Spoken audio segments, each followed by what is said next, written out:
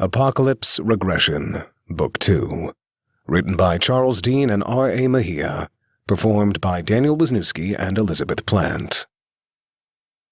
Just as he managed to get Topaz free, he heard Will's voice yelling over the sporadic bursts of gunfire. Boss! Boss! You better get your squeeze out of there!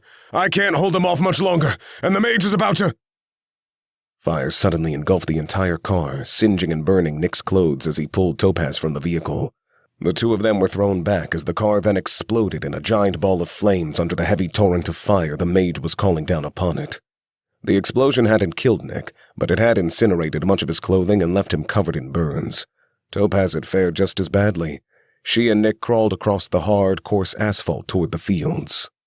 "Plug your nose," Topaz told Nick as she turned over and sat up on the road, summoning her weapon from her inventory, a hulking grenade launcher loaded with what looked like custom gas canisters. She fired one of the canisters over the burning vehicle the moment the device had finished materializing, only to stash it back in her inventory a moment later. "What the hell did you just shoot?" Nick asked as Topaz then stood up, somehow unfazed by the danger of getting shot at, grabbed Nick's hand, and started pulling him toward the cornfield. "A chemical debuff. It'll disorient them for a bit, sap their strength, and give us maybe a minute or two before they recover enough to come after us. We've got to take advantage of that time," Topaz told him as the two started fleeing. Will, run!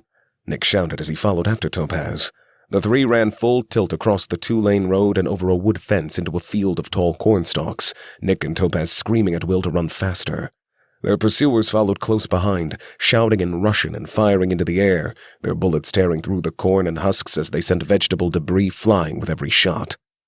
The field was dense, and the rows of corn seemed to never end as the three weaved through the towering stalks.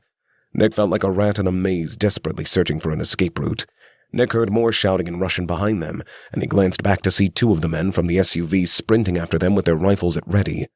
He could feel sweat dripping down his face, but he kept running, pushing himself faster than ever before.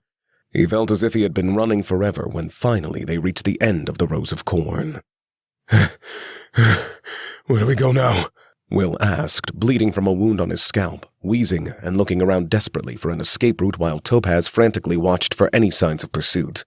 Suddenly, Will pointed somewhere to their right, saying, "Over there!" indicating a small gap at the edge of the field leading to a farmhouse barely visible between rows of corn. "Topaz, you take Will to the farm and see if you can call for help." Nick reached out a hand and reassuringly patted Topaz's shoulder. "Try to reach Gold's Guild." "What about you? Why can't you call them?" Topaz's flustered face showed her concern.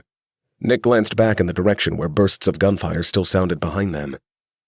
"They need to be stopped. If we don't do anything, they're going to find us. In this cornfield, I have a chance." Topaz gave him a worried look, but then her expression hardened as if she'd come to some decision. She turned to Will and said, "Well, you go to the farm like he said. Call for help." She turned to Nick, re-equipping the multi-shot grenade launcher from her inventory. "Me and Betsy here will help you, Nick. You may be strong, but these guys aren't pushovers or low-level monsters. You're gonna need all the help you can get if we're gonna kill them before they find us." Nick wanted to argue, but these guys had gotten the jump on them, and he had no way to know exactly what that mage's level was.